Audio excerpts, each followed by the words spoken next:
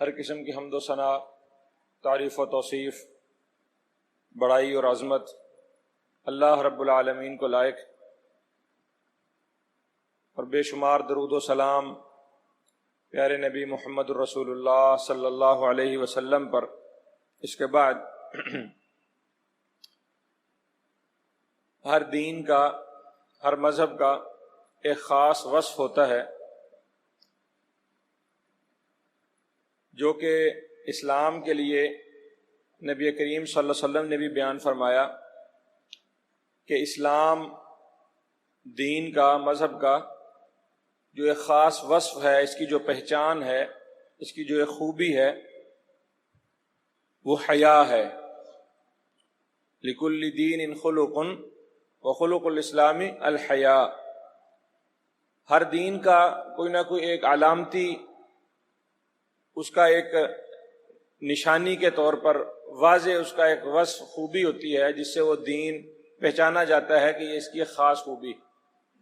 اور اسلام کی ایک خاص خوبی یہ ہے کہ اسلام ایک حیا، شرم اور پردہ رکھنے والا مذہب ہے، اس کی دعوت اور تبلیغ کرنے والا مذہب ہے، اس کی بقا اور اس کی بچاؤ کی کوشش کرنے والا مذہب۔ لازمی بات ہے کہ ہر مسلمان اس کو اسی حوالے سے باحیا ہونا چاہیے۔ اسی لیے آپ صلی اللہ علیہ وسلم نے فرمایا الحیاء والایمان قرنا جمیعا۔ حیا اور ایمان یہ دونوں ساتھی ہیں، حیا اور ایمان دونوں اکٹھے رہتے ہیں۔ قرین کہتے ہیں بالکل ساتھ رہنے والے ساتھی کو، جو ہمیشہ ہر وقت کا ساتھی ہو، ہر وقت کا دوست ہو۔ تو فرمایا آپ صلی اللہ علیہ وسلم نے کہ یہ حیا اور ایمان جو ہیں یہ ہر وقت کے ساتھی ہیں، ایک ان میں سے اٹھ جائے رفع احدہما رفع الاخر، ایک چلا گیا دوسرا بھی چلا گیا، حیا ختم ہوئی ایمان بھی ختم ہو گیا۔ گویا ایمان یا اسلام، اس کا حیا کے ساتھ ایک لازمی تعلق ہے۔ مومن بے حیا نہیں ہو سکتا، بے حیا مومن نہیں ہو سکتا۔ لازمی بات ہے کہ جو بندہ بے حیائی کے کاموں کا ارتکاب کرے گا وہ ایمان سے بھی ہاتھ دھو بیٹھے گا۔ اور پھر آپ صلی اللہ علیہ وسلم نے فرمایا تقوم الساعة على شرار الخلق، قیامت قائم ہوگی تو بدترین لوگوں پر قائم ہوگی، اور وہ بدترین لوگ، ان کی پھر کچھ علامتیں آپ صلی اللہ علیہ وسلم نے دیگر مقامات پر، دیگر فرامین میں بیان فرمائیں۔ ایک تو بات یہ ہے لا ينکرون منکرا ولا يعرفون معروفا، اچھائی برائی کی تمیز ان میں ختم ہو جائے گی۔ وہ نیکی سے روکنا چھوڑ دیں گے، نیکی کا حکم دینا چھوڑ دیں گے، اور برائی سے روکنا چھوڑ دیں گے۔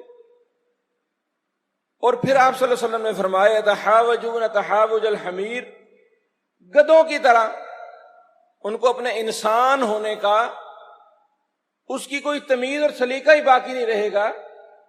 اپنی خواہشات اور اپنی ضروریات پوری کرنے کے لیے وہ اتنے حیا سے، شرم سے، تمیز اور اخلاق سے عاری ہو جائیں گے کہ گدھوں جیسے ہو جائیں گے۔ اور پھر آپ صلی اللہ علیہ وسلم نے فرمایا کہ اس وقت میں لوگوں میں سے جو سب سے اچھا بندہ مانا جائے گا، سب سے اچھا انسان سمجھا جائے گا، وہ ہوگا جو ایسے گدھوں کو یہ کہہ دے گا کہ یہ جو تم بے حیائی، بے شرمی، بدکاری، فحاشی اور یعنی کا کوئی کام کر رہے ہو، گدھوں کی طرح، جانوروں کی طرح سڑک پر، چوک پر، کھلے عام، پبلکلی، او یار تھوڑا رستے سے ہٹ جاؤ، او بھائی تھوڑا پردے میں ہو جاؤ، اوٹ میں ہو جاؤ۔ جو بندہ یہ کہہ دے گا وہ بندہ لوگوں میں سب سے اچھا ہوگا۔ اور پھر آپ صلی اللہ علیہ وسلم نے مزید فرمایا کہ اس وقت میں جب قیامت قائم ہوگی جن لوگوں پر، ان میں سے کوئی بندہ بھی ایک ایسا نہیں بچا ہوگا جو یہ کہتا ہو اللہ اللہ، یعنی اللہ کو لوگ بالکل ہی بھول جائیں گے۔ ایسے لوگوں پر قیامت قائم ہوگی، اور یہ بدترین لوگ ہوں گے۔ گویا وہ لوگ حیا سے بھی بالکل عاری ہو چکے ہوں گے اور اللہ کو بھی بالکل بھول چکے ہوں گے۔ لا یعرفون معروفا، ان کی جو سینسز ہیں، ان کے جو محسوسات ہیں، ان کی سوچ اور فکر وہ اتنی دھندلی ہو چکی ہوگی، ان کو سمجھ نہیں آئے گا کہ اچھا کیا ہے اور برا کیا ہے، کیا چیز ہمارے لیے بہتر ہے، کیا چیز ہمارے لیے بری ہے۔ میرے بھائیوں، یورپ نے، مغرب نے چونکہ گزشتہ صدیوں میں ترقی کی، علم، پیسہ، دنیاوی چکا چوند ساری ان کے ہاتھ میں، ہم مسلمانوں کا یہ قصور بھی ہے کہ ہم نے علم کے ساتھ وہ تعلق نہیں اپنایا جو گزشتہ صدیوں میں کافر اقوام نے اپنایا، دنیا پر راج کر رہی، دنیا پر ان کا سکہ چلتا ہے۔ جب مسلمان علم کے ساتھ، عمل کے ساتھ وابستہ تھے، دنیا میں سکہ مسلمانوں کا چلتا تھا، طوطی مسلمانوں کا بولتا تھا۔ ہماری کوتاہیاں، ہماری سستیاں، لاپرواہیاں، ہم یہاں تک آئے کہ اب ہمارے اوپر مغرب حاوی ہے، کافر حاوی ہے، یورپ حاوی ہے۔ ان کی خوبیوں کے ساتھ جو بڑی بڑی خرابیاں ہیں، سب سے بڑی خرابی تو یہ ہے کہ وہ کافر ہے۔ کافر کی ساری خوبیاں صرف اس بات سے مائنس ہو جاتی ہیں کہ وہ کافر ہے، مشرک ہے، اس میں جتنی بھی خوبیاں ہوں، یہ بات اس کی خرابی کے لیے کافی ہے کہ وہ مشرک ہے، آخرت میں اس کا کوئی ٹھکانہ نہیں، اللہ کے ہاں اس کا کوئی مقام نہیں۔ لیکن پھر بھی جب ہم تجزیہ کریں تو ہمیں انصاف کے ساتھ کرنا چاہیے کہ بہت ساری اچھی باتیں، بہت ساری خوبیاں ان میں پائی جاتی ہیں، ہم نے ان سے خوبی کوئی نہیں لی۔ افسوسناک بات یہ ہے جو المیہ ہے کہ ہم نے ان کافروں سے اچھی باتیں تو کوئی نہیں لی، حالانکہ وہ اچھی باتیں ہمارے دین میں بھی پہلے سے موجود ہیں۔ گویا ہم نے اپنے دین کو بھی چھوڑا، کافروں کی، مغرب کی، یورپ کی نقالی میں ہم نے ان سے بھی جو کچھ لیا، ان کی تہذیب لی، ان کی ثقافت لی، ان کے نظام لیے، ان کی سیاست لی، ان کی معاشرت لی، ان کی معیشت لی، اس میں سے ہر گندی چیز لے لی، اچھی چیز کوئی نہیں لی۔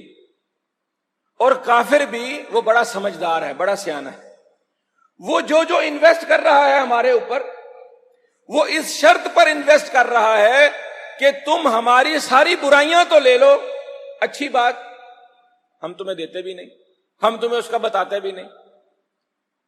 پچھلے 20-30 سالوں سے امریکہ بہادر ہمیں جو امداد دے رہا ہے، یا یورپ ہمارے ساتھ جو تعاون کر رہا ہے، یہ دنیا کے سارے جو جگے بدماش جو دنیا پر اس وقت راج کر رہے ہیں، وہ ہم جیسے ملکوں کے ساتھ جو کوئی تعاون اپناتے ہیں تو 7 شرطیں باندھتے ہیں، اور ان میں بڑی بڑی شرطیں کیا ہیں کہ جیسے ہم بے حیا ہوئے بیٹھے ہیں، جیسے ہم بے غیرت ہوئے بیٹھے ہیں، خاندانی نظام ہمارے ہاں ختم ہو چکا ہے، ہم جنس پرستی ہمارے ہاں پروان چڑھ رہی ہے، بلکہ قانون کی چھتری میں آ چکی ہے، بے حیائی کو ہم نے قانونی تحفظ دے رکھا ہے، اس کے لیے ہم نے بڑے خوشنما نعرے بنا، تم بھی اپنے ملکوں میں ان کو پروان چڑھاؤ۔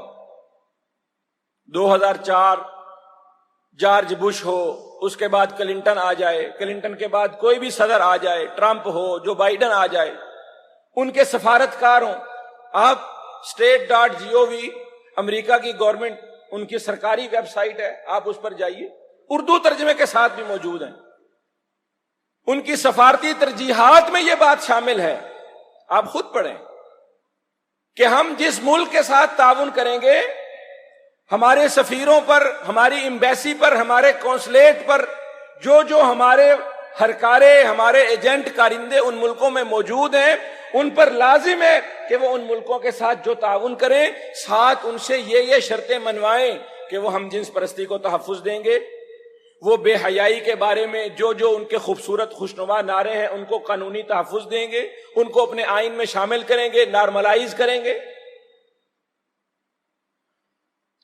یہ میرے بھائی ہمارے ساتھ ایک بہت بڑا کھیل کھیلا جا رہا ہے، اور ہم بیچارے ہم اس بات کو سمجھ ہی نہیں پا رہے کہ ہماری جو سب سے بڑی طاقت ہے وہ کافروں کے لیے اس وقت پریشانی بنی ہوئی۔ امریکہ میں ہر سال، برطانیہ میں ہر سال 50,000 لوگ اسلام قبول کر رہے ہیں، اس میں 70% عورتیں ہیں، اور وہ عورتیں اسلام قبول کرتی ہیں تو جی کیا بیان کرتی ہیں، کہتی ہیں کہ اسلام جیسا دین جو ہمیں تحفظ دیتا ہے، جو ہمیں عزت دیتا ہے، جو ہمیں مقام دیتا ہے، حیا کو پروان چڑھاتا ہے، خاندانی نظام کو، ہم نے اس وجہ سے اسلام قبول کیا. اور ہم اپنے خاندانی نظام کی بنیادیں چولہے ہلا رہے ہیں صرف امریکہ، برطانیہ اور گورے بہادر کے پیچھے لگ کر. قصور سب کا ہے، عامت الناس سے لے کے حکمرانوں تک اور وارثان منبر و محراب تک، مساجد اور مدارس تک، علماء تک، قصور سب کا ہے. یونیورسٹیوں میں پڑھنے والا نوجوان ہو یا مدرسے میں پڑھنے والا طالب علم ہو، وہ پروفیسر لیکچرار ہو یا مدرسے کا مدرس عالم شیخ الحدیث ہو، عمل کے بھی کوتاہ ہیں، چور ہیں، اور علمی طور پر، فکری اور نظریاتی طور پر بھی وہ سمجھ نہیں پا رہے کہ جو ہماری سب سے بڑی طاقت ہے اس کے اوپر وار کر رہا ہے دشمن. ہم دیکھتے ہیں کہ جو اسلام کی سب سے مضبوط اکائی ہے، حیا کی، غیرت کی اور شرم کی اور خاندانی نظام کی اور نکاح کی، ایک بالکل نو آموز لڑکی جو ہمارے ہی ملک سے اٹھائی گئی، اس کے اوپر سرمایہ کاری کی گئی، اس سے مختلف بیانات دلوا کر مسلمانوں کا ٹیمپرامنٹ چیک کیا جاتا ہے. اس نے کہا کہ بھئی یہ نکاح کیا ہوتا ہے، اور یہ جو ہے یہ بندھن میں بندھنا اور یہ خاندان بسانا. اللہ اکبر. اتنے غیر محسوس طریقے سے میڈیا کے ذریعے، ڈراموں، فلموں کے ذریعے، سیلیبریٹیز کے ذریعے، بڑی بڑی سیلیبریٹیز کو، اداکاروں، فنکاروں سے لے کر سیاستدانوں تک، جتنے بھی لوگ کرکٹرز ہیں جن کو لوگ آئیڈیلائز کرتے ہیں، ہیرو مانتے ہیں، حتیٰ کہ علماء تک کو، وہ بے شک مسلمانوں کے ہوں یا عیسائیوں یہودیوں کے ہوں، ان کے پادری بشپ ہوں، ان کے سکینڈلز، ان کی جو ہے وہ اس طرح کی بے حیائی والی ویڈیوز، ان کو عام کرنا، ان کے اوپر ڈسکشن کرنا، ان کو معاشرے میں پھیلانا، اس کے اوپر ہر وقت تجزیے، تبصرے، سروے. بی بی سی جیسے ادارے، انڈیپینڈنٹ جیسے ادارے، بڑے بڑے ان کے تھنک ٹینکس، پھر اس کے اوپر وہ سروے کرواتے ہیں. اجی فلاں شخص نے یوں کیا، آپ کی اس کے بارے میں کیا رائے ہے؟ ہم بیچارے شرم کے مارے کچھ بھی خاموش جی غلط ہے، گناہ ہے، جائز نہیں ہے، اچھی بات نہیں، غلط بات ہے. لیکن دوسری طرف بے حیا شیطان کے کارندے کھل کھلا کر وہ کہتے ہیں ہم جنس پرستی کو قانونی تحفظ ملنا چاہیے، فلاں ہونا چاہیے، فلاں ہونا چاہیے، بے حیائی کا یہ وہ، اس کو بندھن سے پاک ہونا چاہیے. پھر ملالہ بھی بول اٹھتی ہے، پھر اور لوگ بھی بول اٹھتے ہیں. پھر لوگ کہتے ہیں دیکھو اتنا بڑا شخص ہو کر، اتنا بڑا آدمی ہو کر، اتنا بڑا لیڈر ہو کر، اتنا بڑا عالم ہو کر، اتنا بڑا پادری اور بشپ ہو کر، امریکہ میں ایک بہت بڑی پوسٹ پر ایک پادری کو مقرر کر دیا گیا اور وہ ہم جنس پرست تھا. اس کے اوپر پورے امریکہ میں بحث کرا دی گئی کہ بھئی کیا ہو گیا، ہم جنس پرست کو اگر اس کو ایک بہت بڑی مذہبی پوسٹ پر، جیسے ہمارے ہاں کسی کو مفتی اعظم مقرر کر دیا جائے یا اس کو کوئی بڑا، اس کو مقرر کر کے اس کے اوپر بحث کرا دی گئی. لوگوں نے کہا بھئی اگر کوئی بندہ مخالف جنس کی طرف اپنی خواہشات رکھ سکتا ہے، ہم جنس پرستی کی طرف اگر اس کی کوئی، تو اس میں کون سا حرج ہے؟ 65% امریکی اس کی حمایت میں کھڑے ہو گئے. کہا کوئی بات نہیں، اگر یہ ہمارا اتنا بڑا لیڈر بھی ہم جنس پرست ہے تو کوئی حرج والی بات نہیں، ہم جنس پرستی کو قانونی تحفظ حاصل ہے، یہ کر سکتا ہے، سارے کر سکتے ہیں. لا حول ولا قوت الا باللہ. ہمارا وزیر اعظم وہ بیچارہ ایک ہلکا سا بیان دے دیتا ہے کہ یہ جو بے حیائی پھیل رہی ہے یہ عورتوں کے نازیبا یا ان کے بے پردہ کپڑوں کی وجہ سے یہ بے حیائی پھیل رہی ہے. تو آپ دیکھتے ہیں کیا طوفان مچا، کیا ہنگامہ مچا. وزیر اعظم ایک ملک کا، وہ یہ بات نہیں کر سکتا کہ بے حیائی پھیلنے کا اصل سبب کیا ہے. وہ اگر یہ بات کرے تو این جی اوز ہیں، یہ عورت مارچ والی، یہ عورت بریگیڈ ہے، اور یہ فیمینسٹ نعرے اس بات تک آ گئے، مجبور کر دیا ہم جرمانہ کریں گے، ہم ہرجانہ کے دعویٰ کریں گے. یہ بات تم نے کیسے کی؟ وہ بیچارہ وزیر اعظم منمناتا پھرتا ہے. کہ جی میری بات کا یہ مطلب تھا، یہ مطلب تھا، سیاق سباق، آگے تھا پیچھے تھا، یہ تھا وہ. گویا بے حیائی کو ختم کرنے کی کوئی کوشش کرے تو وہ بھی میڈیا کی نظروں میں، مغرب کی نظروں میں، این جی او وہ معتوب ہے. اور ملالہ جیسی وہ اگر کہیں کہ بندھن سے پاک، کیا ضرورت ہے نکاح میں بندھنے کی؟ کیا ضرورت ہے کوئی ایک خاندان قائم کرنے کی؟ جو جیسے مرضی، چاہے گدھوں کی طرح، جانوروں کی طرح، جب جیسے جس کے ساتھ مرضی تعلق رکھے، جب جی کیا تب اٹھ کر چلے گئے. اللہ اکبر. بھائیو، اس نوجوان کو نا ہم اپنے معاشرے میں ہم اس درجے پر آ گئے ہیں کہ جو نوجوان اس وقت بھی کہتا ہے نا کہ شادی کرو، واللہ میں اپنے دل میں سمجھتا ہوں کہ اس کو سلوٹ کرنا چاہیے، اس کے ہاتھ، اس کا ماتھا چومنا چاہیے کہ یہ نوجوان اب بھی کہتا ہے کہ میری شادی کرو. ہم اس کے اوپر تانے کہیں، ہم کہتے تینوں بڑی آگ لگی، پہلے کچھ کما تے لے، پہلے کچھ بنا تے لے. 25 سال 30 سال کا نوجوان ہو جاتا ہے، وہ شادی کی بات کرتا ہے، وہ ذمہ داری اٹھانے کی بات کرتا ہے، وہ ایک بیوی رکھنے کی بات کرتا ہے، وہ بچے پیدا کرنے کی بات کرتا ہے، وہ خاندان بنانے کی بات کرتا ہے. واللہ اس کو سلوٹ کرو. 80% سے زیادہ نوجوان جو یونیورسٹی کالج میں پڑھ رہا ہے، جو بازار میں پھر رہا ہے، اس کو اپنی جنسی خواہش پوری کرنے کے لیے، اس کو جنسی تسکین کے لیے بیوی سے کہیں سستے سہولتیں میسر ہیں، وہ اس کے باوجود کہتا ہے شادی کرو. اس کو میڈیا بھی یہ بتا رہا ہے، اس کو معاشرہ بھی یہ سکھا رہا ہے، اس کو تعلیم بھی یہ سکھا رہی ہے کہ ذمہ داریوں سے بھاگو. یہ بیوی تو تمہارے سر پر مسلط ہو جائے گی، یہ بچے تو کل کو خرچہ مانگیں گے، لیونگ ریلیشن شپ میں رہ لو ہاں کچھ عرصے کے لیے.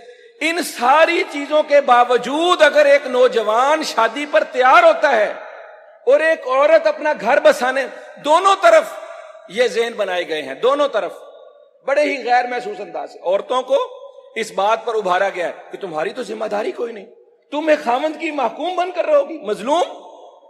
ایک خاوند تم پر ایک مرد، تم اس کے بعد تم صرف اس کے بچے پیدا کرو گی، تم صرف گھر میں چولہا چوکا کرو گی. کتنا استحصال ہے تمہارا.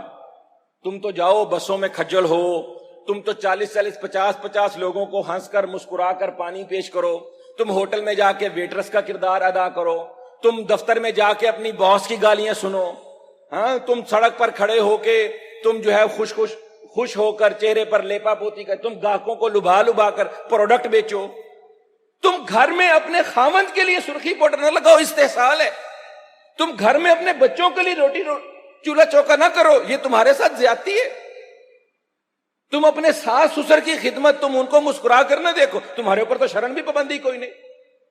خاندان کی بنیادیں، اکائیاں ہل رہی ہیں اور ہم اس کے باوجود شادی کرنے والوں کو ہم باتیں کرتے ہیں. کوئی نوجوان دوسری شادی کرنا چاہے یا کوئی عورت ہی بیچاری وہ اللہ سے ڈرتے ہوئے عزت عفت پاک دامنی اور حیا کی ماری وہ کہے بھئی میری عمر گزر گئی ہے، میری شادی کہیں دوسری جگہ پر ہی کر دو، کیسے بھی کر کے میری شادی کر دو، اس کو مجرم بنا کر کٹہرے میں کھڑا کر لیتے ہیں.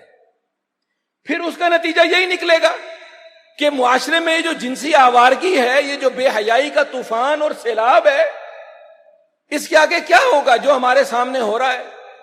یورپ نے جب یہ ساری آزادیاں دیں، وہاں پر 60% سے زیادہ بن باپ کے بچے پیدا ہو گئے، آزاد 70% معاشرہ آزاد ہے، نہ باپ کا پتہ ہے، نہ ماں کا پتہ ہے، نہ کوئی بچوں کی ذمہ داری اٹھانے پر. پھر اس کے بعد سیکس روبوٹس بنانے پڑ گئے ان کو، پھر ان کو ہم جنس پرستی کی طرف آنا پڑ گیا، پھر ان کو جانوروں کے ساتھ بدفعلی پر آنا پڑ گیا، کیونکہ جو فطرت تھی اس میں سکون نہیں رہا. پھر خلاف فطرت ان چیزوں کو قانون بنانا پڑ گیا. اور آج جس گڑھے میں وہ خود گرے پڑے ہیں، جس طوفان سے وہ خود لڑ رہے ہیں، وہ سارا طوفان انہوں نے ہمارے اوپر، ہماری طرف بھیج دیا ہے. پیسے لگا کر ہمارے قانون کے اندر، ہمارے حکمرانوں کے اوپر، ہمارے میڈیا کے اوپر پریشر ڈالا ہوا ہے، اور ہم خواب غفلت میں سوئے ہوئے. بڑا ہی قصور ہے ہمارے مولویوں کا، وارثان منبر و محراب کا، مدارس اور مساجد کا، علماء کا بہت بڑا قصور ہے. بہت بڑی غیر ذمہ داری ہے ان کی طرف سے کہ وہ لوگوں کو اس بات پر ایجوکیٹ ہی نہیں کر رہے اور خود اس جرم میں ملوث ہیں. پچھلے عرصے میں آپ نے یہ دیکھا اللہ تعالیٰ ستار العیوب ہے، الستیر ہے، گناہوں پر پردے ڈالنے والا ہے. اور اللہ تعالیٰ کے پردے ڈالنے کا بھی مطلب یہ ہے کہ بندہ حیا کرے. اللہ پردے بھی تب کھولتا ہے جب بندہ حیا کے پردے اتار دیتا ہے. حضرت عمر کے پاس ایک شخص آیا، حد اس پر نافذ کی. اس نے کہا امیر المومنین مجھ سے پہلی دفعہ غلطی ہوئی. حضرت عمر نے ایک اصول بیان کر دیا، کہا اللہ تعالیٰ کسی بندے کو حدیں کراس کرنے سے پہلے ذلیل نہیں کرتا. جب کوئی بندہ حدیں ہی کراس کر جائے پھر اللہ تعالیٰ اس کے پردے کھولتا ہے. اور پردے جب اللہ نے ڈالے ہوں، عیب اللہ نے چھپائے ہوں، چھپے رہنے دینے چاہیے. اس پر پردہ پڑا رہنے دینا چاہیے، بلکہ دعائیں مانگنی چاہیے. گناہ کس سے نہیں ہوتے؟ نیک اور بد سب سے ہوتے ہیں. نیکوں کو بھی دعا مانگنی سکھائی، اللہم استر عوراتی وآمن رواتی. اللہ میرے پردے میرے پڑے رہیں، میرے راز چھپے رہیں، میرے گناہ پردے. اور جو کوئی ان کو بیان کرے کھلم کھلا مجاہرت، آپ فرمایا ساری امت معاف ہو جائے گی. کل امتی معافن الا المجاہرون. ساری امت بخشی جائے گی سوائے صبح اٹھ کر بندہ کہ میں رات یہ کیا، میں نے یہ کیا، اپنے گناہوں کو کھل کھلا کر. آپ صلی اللہ علیہ وسلم نے کہا وہ بندہ جو رات گزارے صبح اٹھ کر اپنے دوستوں میں بیٹھے، یستر ربہ، رب نے اس کا راز رکھا تھا، پردہ رکھا تھا. آج کل کے دور میں مجاہرت کیا ہے؟ یہ ویڈیو کیمرہ، ویڈیو بنا بنا کر لوگوں کو دکھائے، اور پھر جب پردے کھل جائیں، پردے پڑے رہیں تو پڑے رہیں. یہ اللہ کی طرف سے، یہ اللہ کا جلال اور جمال ہے، یہ بھی اللہ کا کمال ہے کہ اللہ بندے کے پردے رکھتا ہے. لیکن جب پردے کھل جائیں تو پھر پردے ڈالنا اللہ کو پسند نہیں. جب کھل جائیں، جب بے حیائی سامنے آ جائے، جب جرم ثابت ہو جائے، پھر جو بندہ پردے ڈالے، پھر اللہ تعالیٰ نے کہا کہ جو بندہ اس طرح کی جرم عام ہوتا ہے، جرم کی خبریں آتی ہیں، فلاں نے کیا فلاں نے کیا، روزانہ اتنی خبریں، اتنے جرم ثابت ہو گئے، سزا کی بات کوئی نہیں کرتا. جرم کو نارملائز کر دیا. یار مولوی نے بھی کر لیا، سیاستدان نے بھی کر لیا، کتابیں لکھ دی، پارلیمنٹ سے بازار حسن تک ہم کہتے ہیں بھی سارے اس حمام میں ننگے ہیں، سب ہی ایسا کرتے ہیں. مطلب کیا ہوا؟ کیا جرم کی سنگینی کم ہو گئی؟ نہیں. حالانکہ اللہ تعالیٰ تو یہ کہتا ہے ایسے لوگوں کو سزا دو، وَلْيَشْهَدْ عَذَابَهُمَا طَائِفَةٌ مِّنَ الْمُؤْمِنِينَ. دنیا ساری دیکھے. ہم جنس پرستی کی لعنت سب سے پہلے لوط علیہ السلام کی قوم میں تھی. اللہ تعالیٰ نے ان کو کہا فَجَعَلْنَا عَالِيَهَا سَافِلَةً، نیچے سے اٹھایا، آسمانوں پر لے جا کے اوندھے منہ ان کو نیچے مارا. حضرت ابوبکر کے دور میں کیس آ گیا، صحابہ کی مجلس بلائی، کہا اس کے ساتھ کیا کریں. مختلف لوگوں نے کہا اس بات سے فَجَعَلْنَا عَالِيَهَا سَافِلَةً، اس سے ثابت ہوتا ہے کہ ایسے بندے کی سزا ہونی چاہیے کہ اس کو شہر کی سب سے اونچی عمارت سے دھکا دے کر گرا دیا جائے. کہ اللہ تعالیٰ نے بھی ایسے ہی کیا، بلندی پر لے جا کے اوندھے منہ دے مارا. کچھ نے کہا نہیں اس کو سنسار کر دیں، کچھ نے کہا نہیں اس کو آگ جلا دو. حالانکہ اللہ کے نبی صلی اللہ علیہ وسلم نے جلانے سے منع کیا، کہا جلانے کا عذاب نہ دو کسی کو، یہ صرف اللہ کا حق ہے. اور حضرت ابوبکر جیسا خلیفہ نرم دل، جن کی سنت کو اختیار کرنے کا حکم دیا گیا، انہوں نے یہ فیصلہ کیا. خالد بن ولید کو کہا اس کو پکڑو، اس کو جا کر آگ میں اس کو جلا دو، زندہ جلا دو اس کو. پردے ڈال رہے ہیں. ہمارے یہاں ایسے جرائم کرنے والوں کو سزائیں دینے کی بجائے پردے ڈال رہے ہیں. اور ہم سزائیں دینے میں اس لیے بھی مجبور ہیں کہ ہم مغرب کے، یورپ کے ان کے غلام ہیں، ان سے ہم نے امداد لینی ہے. وہ کہتے ہیں تم سزائیں نافذ کرو گے، FATF کی تلوار لٹک رہی. ہم اپنے بچوں کے قاتلوں کی، ہم اپنے بچوں کے ساتھ زیادتی کرنے والوں کی پوچھ گچھ نہیں کر سکتے، ہم ان کو سزائیں نہیں دیتے. کہتے ہیں یہ سزائیں درندگی، تو اچھا ایسی سزا دے لو، ایسی سزا دے لو. بھائیو دین اسلام ایک مکمل اور کامل دین، جو قانون، جو سزائیں، جو حدیں اللہ نے بنا دی اس سے بہتر کوئی نہیں ہو سکتا. یہ جو بے حیائی ہمارے معاشرے میں اس درجے کو پھیل گئی ہے کہ ہم جنس پرستی تک بات آ گئی ہے، اور LGBTs ان کے حقوق کے نعرے لگنے شروع ہو گئے ہیں، اور ان کے بارے میں قوانین بننے شروع ہو گئے ہیں، اور گھریلو تشدد کے بل منظور ہونے لگ گئے ہیں کہ ہم اب اپنے بچوں کو روک بھی نہیں سکیں گے. یہ اس تباہی کی طرف ہمارا معاشرہ جا رہا ہے جس دلدل میں مغرب پڑا ہوا. ہمیں اپنی ذمہ داریوں کا احساس کرنا چاہیے، ہمیں اپنے نوجوانوں کی طرف توجہ کرنی چاہیے. صرف ڈرانے دھمکانے سے، فتوے لگانے سے کام نہیں چلنے والا. سارا دن نوجوانوں کے ساتھ ٹاکرا رہتا ہے، بات رہتی ہے. واللہ میں سمجھتا ہوں کہ لوگوں کو صرف اس بات سے ڈرانا زنا کی سنگینی سے، قیامت سے، جہنم سے اب کافی نہیں رہا. کونسلنگ بہت ضروری ہے. ایک ایک نوجوان کو، ایک ایک بچے کو بٹھا کر پکڑ کر یہ سمجھانا کہ حیا کتنی ضروری ہے، نکاح کتنی ضروری ہے، خاندان کتنا ضروری ہے، اپنے آپ کو بچانا کتنا ضروری ہے، عفت، عصمت، حیا، پاک دامنی کتنی ضروری ہے. اللہ تعالیٰ آپ کو اور مجھے توفیق دے کہ ہم اپنے نوجوانوں کی صحیح معنوں میں تربیت کر سکیں اور اس طوفان کے سامنے ہم بند باندھنے کے قابل ہو سکیں اور اپنے معاشرے کو ہم اس گڑھے میں، اس کھڈے میں گرنے سے بچا سکیں جہاں آج مغرب پڑا ہوا ہے. اقول قولی ھذا.